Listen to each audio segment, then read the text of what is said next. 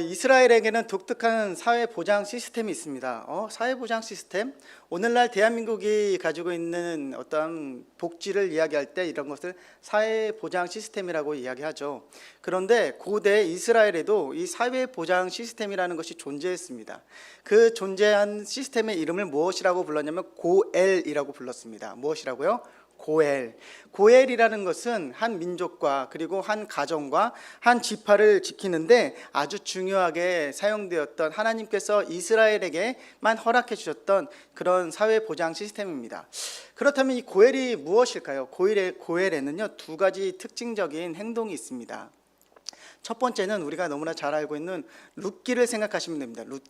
룻기에서 한 가정이 기근으로 인해서 어려움을 당하고, 그래서 그 가정이 망해갈 때 다른 가정이 그 가정을 살리고자 경제적으로 후원하고, 그리고 그 기업을 물른다라는 의미로 그의 삶을 끝까지 후원하는 내용이 바로 이 고엘의 첫 번째 특징입니다. 그래서 고엘이라고 하면 가장 먼저 우리가 보호하는 것이구나, 그리고 가난한 자를 먹이는 것이구나, 그리고 힘든 가정을 일으키는 것이구나 라고 생각하시면 가장 쉽습니다. 그런데 두 번째 또 특징이 있습니다. 두 번째 방식은 무엇이냐면 끝까지 그 지파를 지켜주는 겁니다. 이것은 무엇이냐면 아브라함이 그 조카 롯을 구해줄 때 이 고엘이 사용되어집니다. 롯이 아브라함을 떠나서 소돔에서 아주 잘 살고 있었을 때 메소포타미아 왕들이 그 롯과 그 가족을 끌고 갑니다. 그때 아브라함이 집에서 길렀던 318명의 사람들을 이끌고 호박까지 올라가서 그 조카 롯을 구해오는데요, 굳이 그럴 이유가 없지만은 아브라함이 그렇게 한 이유는 이 고엘이라는 사회보장 시스템 때문이었습니다. 그러니까 자신의 친족이 어떤 어려움을 당하면 그것을 갚아주는 것 또한 이 고엘의 한 가지의 특징이었다는 것이죠. 그러니까 가난한 자를 먹이는 것도 고엘이고요, 그리고 원수를 갚아주는 것도 고엘입니다. 그렇게 해서 하나님은요, 하나님의 사람들을 보호하기를 원하셨고, 하나님의 백성 이스라엘이 그렇게 보호받고 그렇게 안전하게 번영하기를 원하셨습니다. 이것이 이스라엘이 가지고 있었던 사회보장 시스템 고엘이라는 것입니다. 그렇다면 이 고엘을 통하여서 하나님께서 만들고자 했던 아름다운 이스라엘의 모습, 이것이 아브라함에서부터 신약에까지 이르기까지 쭉 이어지는데요, 이것이 정말 그렇게 아름답게 그렇게 잘 이어지는가 한다면 사사기에 와서는 이 고엘이라는 보장 시스템이, 사회보장 시스템이 이름만 남고 아무것도 아닌 것이 되어지는 그런 현실을 맞이하게 됩니다. 그렇다면 사사기에서 이런 모습들이 어떻게 공동체에서 사라지고 공동체가 어떻게 무너져 가는지를 우리가 함께 보면서 오늘 우리가 살아가고 있는 이 대한민국의, 특별히 우리 평화 공동체가 어떻게 나아가야 될지를 함께 고민해 봤으면 좋겠습니다.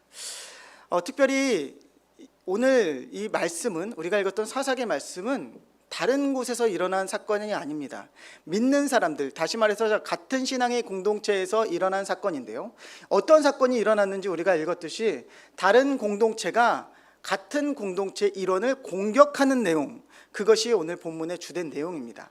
그러니까 형제끼리 서로 싸움을 시작하는 내용이 오늘 이 사사기의 내용인데요, 고엘로 치면 이런 일이 일어나면 안 됩니다. 서로 보호해주고 더 복돋아주고 보호해주고 또한 공급해줘야 되는 것이 고엘인데, 지금 우리가 읽었던 본문에서는 에브라임이 길르앗 사람들을 공격하는 내용으로 기록되어 있다는 것이죠. 생각해보면 이런 것들은 사회에서는 있을 수 있습니다. 믿지 않는 사람들은 충분히 그렇게 할 수 있겠느냐마는 어떻게 이런 일들이 신앙 공동체에서 일어날 수 있을까? 어떻게 신앙 공동체에서 이러한 일들이 벌어질 수 있는가? 우리가 그러한 질문을 가지고 이 본문을 함께 대했으면 좋겠습니다. 오늘 본문을 들여다보기 전에 여러분들에게 다시 한번 말씀드리는 것은 이 사건의 내용이 바로 신앙 공동체에서 일어나고 있다는 겁니다. 어디에서요? 신앙 공동체. 같은 하나님을 믿고 같은 형제라고 말하는 신앙 공동체가 변질되어서 이제는 자신들이 원하는 대로의 모습을 지금 만들어가고 있다는 것이죠. 그래서 그런지 사사기 저자는 그때 왕이 없었기 때문에 그런 일이 가능하였다라고 그렇게 우리들에게 고발합니다. 그렇다고 하더라도 왕이 없다 하더라도 하나님을 믿는 백성이라면 하나님의 말씀에 순종하는 삶을 살아나가야 할 터인데 그러지 아니했다라는 것이 오늘 이 사사기의 시작인 것이죠. 이 신앙 공동체에서 어떠한 일들이 일어났냐, 바로 입다라는 사람을 통해서 한 가지 사건이 또 하나 진행이 되어집니다. 입다라는 사사는 하반기 사사 중에서 너무나 감사하게도 여호와의 영이 임했던 사사 중에 한 명입니다. 그런데 이 사사가 우리가 지난번에 말씀을 혹시 기억하실까요? 입을 잘못 놀려서 자기가 너무나 사랑하는 딸을 서원 제물로, 그래서 번제로 드리는 사건이 있었습니다. 그런데 입다의 그 딸을 사사기 저자는 무엇이라고 얘기하냐면 외동딸이라고 얘기했어요. 외동딸을 불에 태워서 번제로 드리는 것을 지금 막 끝낸 상황이 오늘 이 사건의 배경이 되는 상황입니다. 슬픔에 지금 잠겨 있을 수밖에 없는 가정, 그러니까 어려움과 마음의 슬픔과 이제 전쟁으로 막 돌아와서 전쟁을 이제 막 수습하는 과정에 있는 가정, 그런 어려움의 과정에 있는 이 입다의 가정에 어떠한 사람들이 찾아옵니다. 그런데 그 사람들의 찾아옴의 특징을 오늘 사사기에서 12장 1절 말씀은 이렇게 기록하고 있는데요. 우리 사사기에서 오늘 본문입니다. 12장 1절 앞에만 살짝 보도록 하겠습니다. 12장 1절 앞에 잠깐만 보여줄까요? 시작. 에브라임 사람들이 입다에게 이래. 거기까지만 읽겠습니다. 누가 모였다고요? 에브라임 사람들이 모였다라고 기록하고 있죠. 우리가 이 한글 말씀을 봤을 때, 성경을 봤을 땐 이것이 뭐 사람들이 모였나 보다라고 그렇게 이해할 수 있지만, 이 사사기서 저자는 사람들이라는 단어를 의도적으로 아주 특징적인 단어를 사용합니다. 바로 그 단어 이름이 이쉬라는 단어인데요. 이쉬라는 단어를 쓸 때 물론 남자를 말하는 단어이기도 하지만 전투 병력을 말할 때 이 단어를 써요. 그런데 반면에 이 이후에 4절에 보면 길르앗 사람들이라고 말하는 길르앗 사람들은, 여기서 말하는 사람들은 똑같이 한글로는 사람이지만 에노시라는 전혀 다른 말을 사용합니다. 그러니까 지금 이 사사기 저자는 이 어려움 당하고 슬픔 당한 공동체에 누가 찾아왔는가? 에브라임의 전투 병력이 찾아왔다라고 그렇게 이야기하고 있는 겁니다. 이제 막 전쟁이 끝났습니다. 전쟁이 끝나서 이제 서로를 돌아볼 수밖에 없는 상황이죠. 전투를 하면 어떠한 일들이 벌어지죠? 당연히 사상자가 생깁니다. 그렇죠? 이제 누구 가정에 아버지가 죽었고 아들이 죽은 것이 이제 막 알려지고 서로 슬픔에 빠져 있을 수밖에 없는 상황이 이제 전투를 막 마치고 주변을 정리하는 상황입니다. 입다의 상황은 어떻습니까? 딸이 죽었잖아요. 그러니까 그런 슬픔의 사람 가운데 지금 한 신앙 공동체 가운데 다른 공동체가 접근을 해서 왔는데 어떠한 목적으로 왔느냐? 전투하려고 왔다라고 오늘 사사기서 12장 1절은 이야기하고 있는 것입니다. 지금 이러한 모습들이 왜 벌어지고 있을까요? 무장한 상태로 길르앗을 찾아온 이 에브라임의 사람들은 어떤 의미로 에브라임 사람들이 길르앗 사람들을 찾아왔을까요? 이것을 보면 어려움을 당하는 당시의 신앙 공동체 가운데 어려움을 당하는 공동체를 대하는 자세가 어떠했는지를 우리가 알 수 있습니다. 그러니까 사사기 이 시대 때 어려움을 당하는 공동체를 다른 공동체가 어떻게 대했는지, 무장한 에브라임 사람들의 목적은 단 한 가지였습니다. 그들을 위로하고 그들을 북돋아주고 보호해주기 위함이 아니라 그들이 전쟁에서 얻었던 전리품에 대한 요구를 하기 위해서 오늘 찾아온 것입니다. 그러니까 저들의 슬픔이나 이런 것들은 중요하지 않고 너희가 암몬이라는 커다란 나라를 쳤으니 전리품도 어마어마할 것이고 그것에 대한 자기 주장을 하기 위해서 왔는데 어떠한 모습으로 왔다고요? 전쟁을 하기 위한 복장을, 전투병력의 그런 복장으로 지금 왔다는 겁니다. 그리고 무엇이라고 이야기하냐면 에브라임 사람들이 길르앗 사람들에게 이렇게 이야기합니다. 내가 전쟁을 하러 갈 때 우리를 부르지 않았기 때문에 우리가 그 전쟁에 참여하지 못했다. 그래서 우리가 그 전리품을 얻지 못했으니까 그 모든 책임은 너희에게 있다. 나는 이 전리품에 대해서 너희들에게 요구할 권한이 있다라고 지금 실력 행사를 하고 있는 겁니다. 그런데 지금 입다와 길르앗 사람들의 현재 상황이 어떻다고요? 슬픔과 어려움을 수습하고 있는 상황이었다라는 것이죠. 다른 사람들의 지금 모습이 보이지 않습니다. 여기에 입다가 반응하지 않자 이 길르앗 사람들을 향하여, 그리고 입다를 향하여 오늘 에브라임은 의도적으로 이렇게 이야기합니다. 내가 우리를 부르지 아니하였으니 내가 너희의 집에 불을 지를 것이다. 그런데 여기서 말하는 불을 지른다라는 이 말을요, 정확히 우리나라 말로 의역을 한 것인데요, 이것을 그냥 쓰여진 단어대로 이렇게 다시 해석해 본다면 이런 말입니다. 내가 너희의 집을 이을 사람에게 불을 지를 거야. 그런데 입다의 가정에는 지금 남아있는 자손을 이을 사람이 있어요, 없어요? 없습니다. 유일하게 있었던 외동딸이 어떻게 됐죠? 죽었습니다. 어떻게 해요? 불에 타서. 그러니까 그 기억을 다시 이끌어내어서 그 마음을 다시 헤집어 놓는 거예요. 내가 너도 똑같이 그렇게 불질러 줄 거야, 너 딸처럼. 이런 말을 지금 서슴없이 하고 있는 것입니다. 그런데 지금 이런 말들이 어디서 일어나고 있다고요? 바로 신앙 공동체 가운데서 있다라는 거죠. 지금 이 당시에 신앙 공동체라고 하는 것은 이스라엘을 말하는 것입니다. 한 하나님을 믿고 한 하나님을 하나님이라고 고백하는 그런 지파의 공동체를 말씀드리는 겁니다. 그런데 겉으로는 그 지파의 모습들이 잘 갖춰져 있었어요. 그리고 서로가 하나님의 자녀, 야곱의 자녀라고 이야기하면서 서로가 서로를 이렇게 애워싸고는 있었어요.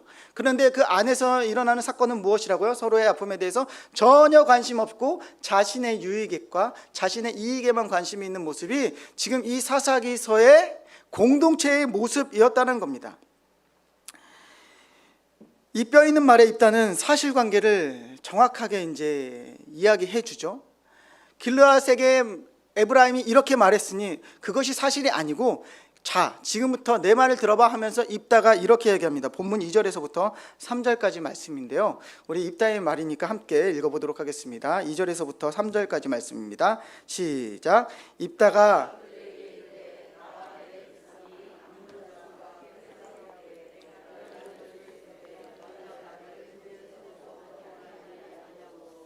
나는 너희가 도와주지 아니하는 것을 보고 내 목숨을 돌아보지 아니하고 건너가서 암몬 자손을 쳤더니 여호와께서 그들을 내 손에 넘겨주셨거늘 너희가 어찌하여 오늘 올라와서 나와 더불어 뭐 하고자 하느냐? 싸우고자 하느냐? 왜 나랑 싸우려고 하니? 라고 이야기합니다. 정확한 사실관계를 지금 이야기해주고 있죠. 어떤 사실관계입니까? 내가 너희를 불렀는데 너희가 응답하지 않았지 않느냐? 그렇기 때문에 내가 너희한테 지금 줄 것이 아무것도 없다. 분명히 내가 너희들을 불렀으나 너희가 응답하지 않은 것을 내가 확인했고, 그래서 나는 목숨을 아끼지 않고 올라갔는데 너희가 나를 구원하지 아니하였으나 하나님이 나를 구원하였다라고 그렇게 이야기하고 있습니다. 여기서 한 가지 희망적인 모습이 보입니다. 그것은 무엇이냐면, 다른 그 내용들은, 입다의 내용은 무엇이냐면 네가 나를 구원하지 아니하였다. 그러니까 지금 입다의 마음은 원래는 사람의 손을 의지하려고 하였으나 하나님의 손이 나를 구원하였다 하므로 하나님을 고백하는 신앙의 형태의 모습을 보입니다. 그런데요, 원래 이 입다의 전쟁에는 모든 지파가 참전해야 할 의무가 있었습니다. 왜냐하면 이것은 하나님의 이름으로 진행된 전쟁이었고, 고엘에 입각하면 모든 지파가 참전을 하는 것이 맞습니다. 그런데 에브라임 지파가 지금 참전했다고 참전하지 않았다고요? 참전하지 않았다는 겁니다. 그리고 와서 이제 힘이 없는 그 다른 공동체에 찾아와서 자기 이야기를 하고 있는 것이죠. 너무나 감사한 것은 앞서 말씀드렸듯이 입다의 입으로 하나님이 고백되어졌다는 것입니다. 하반기 사사계 사사 중에서는 하나님이 이렇게 등장하는 경우가 많지 않습니다. 그런데도 불구하고 하나님은 입다라는 이 공동체를 통해서 하나님이 일하심을 보여주고 계시다는 것이죠. 입다는 그 에브라임의 모습을 통해서 그들의 목적을 너무나 잘 알 수 있었습니다. 그들은 우리를 위로하러 온 사람이 아니라 우리들의 아픔을 가지고 자신들의 유익을 얻고자 하는 그런 목적이 있었음을 알 수 있었습니다. 무장하러 온 사람들이었기 때문에 입다가 이야기하는 것이죠. 왜 우리와 싸우려고 하느냐? 왜 우리랑 싸우려고 그러고 하느냐? 그런데 그럴 만한 이유가 있습니다. 이 에브라임이 하는 지금 이 다른 지파의 다른 공동체의 슬픔을 이용하여 유익을 취했던 이 내용이 한 번 있었던 일이 아니에요. 그러니까 계속 이런 일들이 있었던 것이죠. 대표적으로 기드온과의 싸움에서 있었습니다. 우리 기드온의 전쟁으로 잠깐 돌아가 볼 건데요. 8장 1절 말씀입니다. 8장 1절 말씀, 사사기 8장 1절 말씀입니다. 자, 8장 1절 시작. 에브라임 사람들이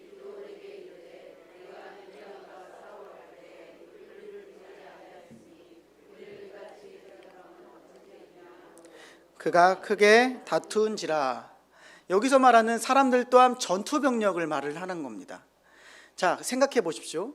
기드온은 몇 명의 군사를 싸웠죠? 300명이에요. 300명.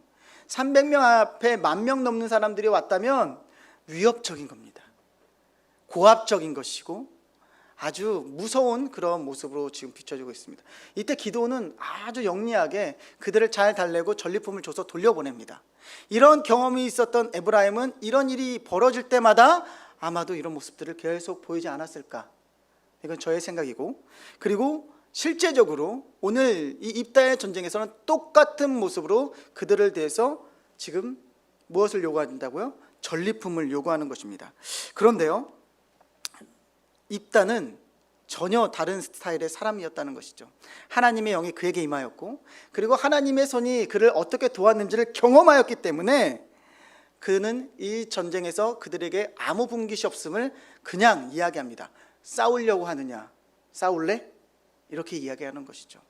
그렇게 해서 이제 자신의 스타일이 그것이 아니라는 걸 선포한 후에 줄 의향이 없다라고 보여주자 에브라임이 그 입다와 그리고 그 길르앗의 사람들의 아픈 부분을 또 건드립니다. 4절 말씀인데요. 우리 4절 말씀 함께 볼까요? 본문 4절 말씀입니다. 시작. 입다와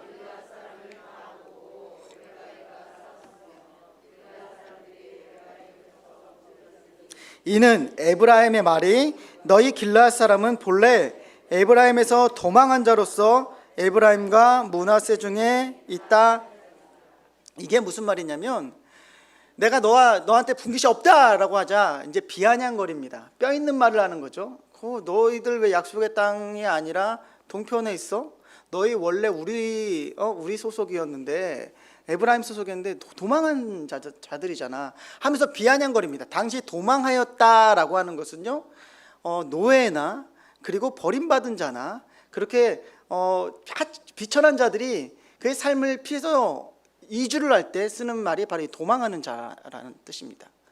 그러니까 노예 또는 비천한 자, 실패한 자, 그렇게 우리 삶에서 적응하지 못해서 실패해서 너희들이 요단 동편으로 간 거 아니야 하면서 비아냥거려서 오늘 우리가 읽었던 아까 5절의 말씀은 길르앗 사람들을 어떻게 했다고요? 쳐서 무찔렀다라고 성경이 이야기합니다. 그런데 이 입다와 길르앗의 전쟁은 너무나 간단하게 끝나요. 쳐서 무찔렀다, 끝. 어떠한 방식의 내용이 하나도 없습니다. 그 내용은 입다와 길르앗 사람들이 에브라임 사람들을 제압하기를 아주 쉽게 제압했다라는 것이죠. 에브라임 사람들은 입다를 향해서 이렇게 이야기합니다. 우리로부터 너희가 도망치지 않았냐, 이 도망자들아. 그러나 현실을 딱 열어보니 지금 전쟁에 진 에브라임 사람들이 어떻게 하고 있느냐? 도망하기 시작하는 겁니다. 실제적인 도망자들이 나타나고 있는 것이죠. 우리 5절 말씀 함께 보도록 하겠습니다. 5절 말씀인데 본문 5절입니다.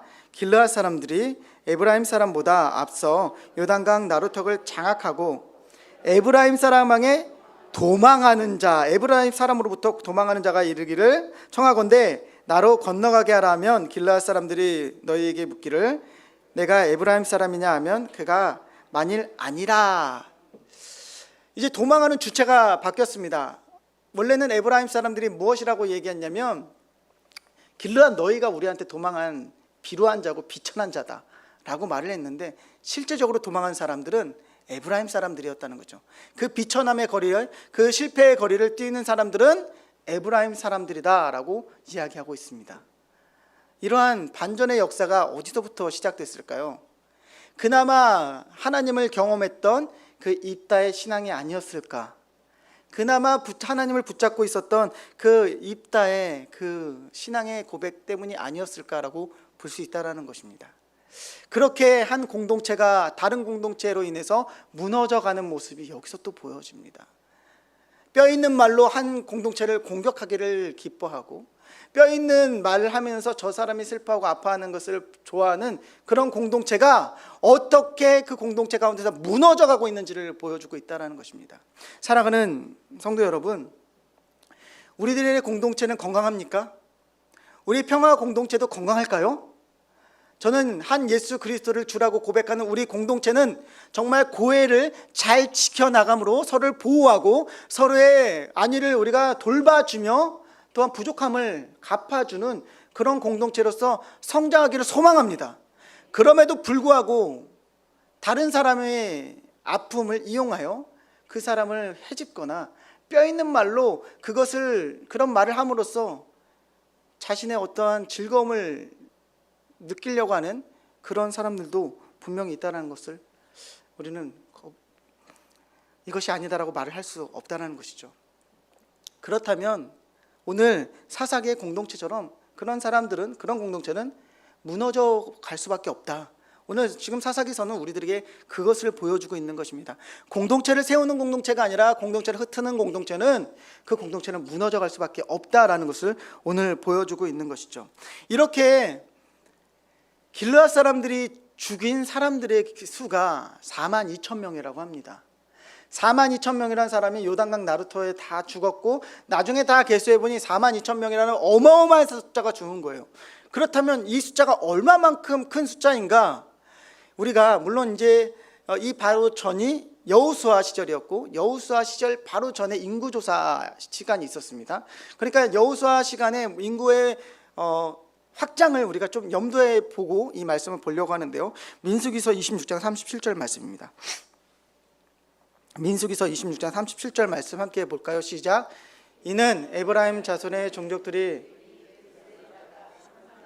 32,500명이라 그 이상은 그 종족을 따르며 요셉 에브라임 자손이 몇 명이라고요?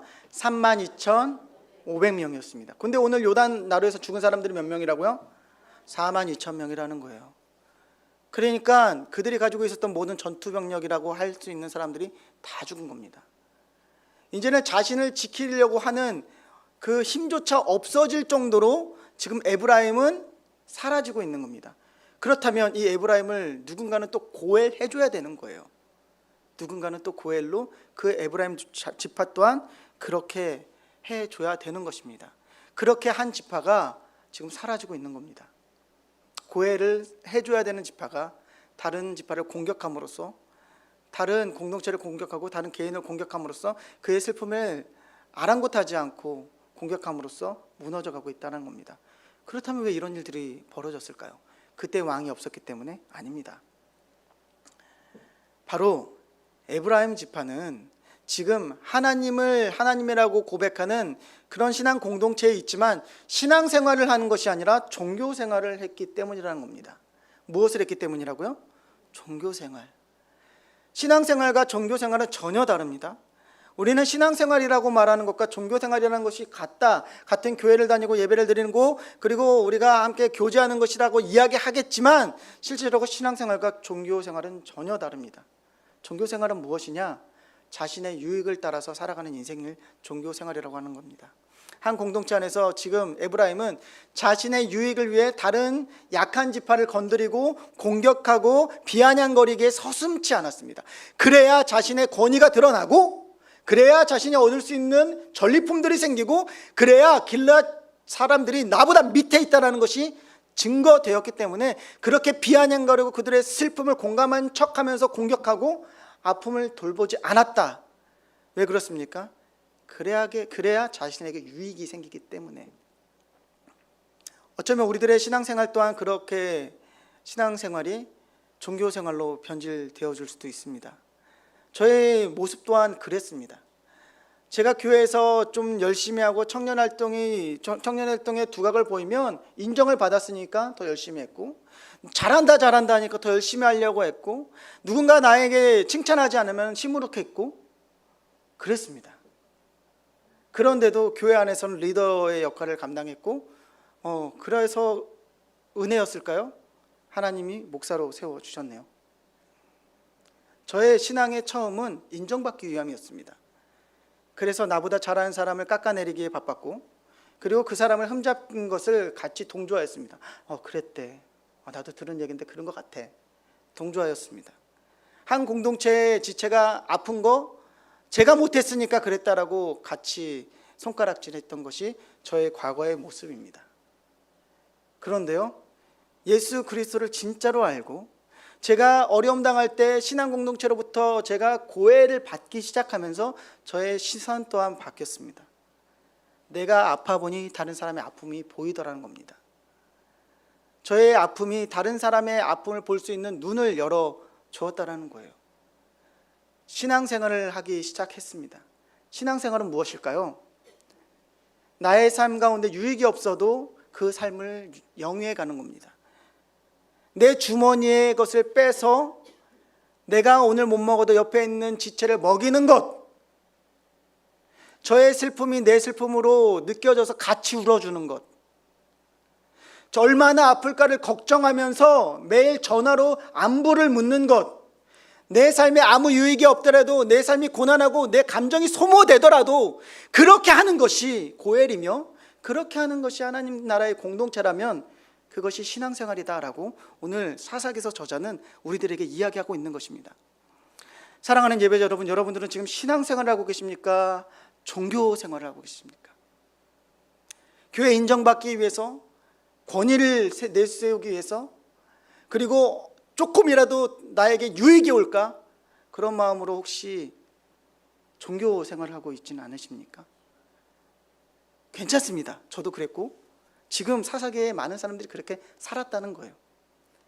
하나님이 오늘 이 말씀을 여러분들의 귀에 들려주시는 이유는 신앙생활을 같이 하자입니다. 우리 고해를 같이 우리가 이뤄나가자라고 지금 말씀하고 계시는 것입니다.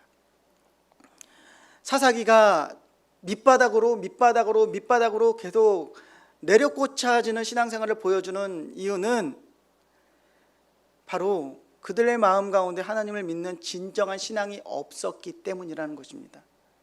사랑하는 평화가족 여러분, 우리 목사님께서 우리를 향하여 평화가족이라고 그렇게 부르시는 것 되게 감격적입니다. 왜냐하면 가족은 서로를 돌아보거든요. 서로의 아픔에 동참해 주거든요. 뼈 있는 말보다 위로의 말을 먼저 전하거든요. 먹을 것을 함께 나누거든요. 식구. 우리가 그런 고헬의 공동체를 이뤄가기를 소망합니다. 말씀을 정리하겠습니다. 우리들의 신앙은 신앙생활입니까? 아니면 종교 활동입니까?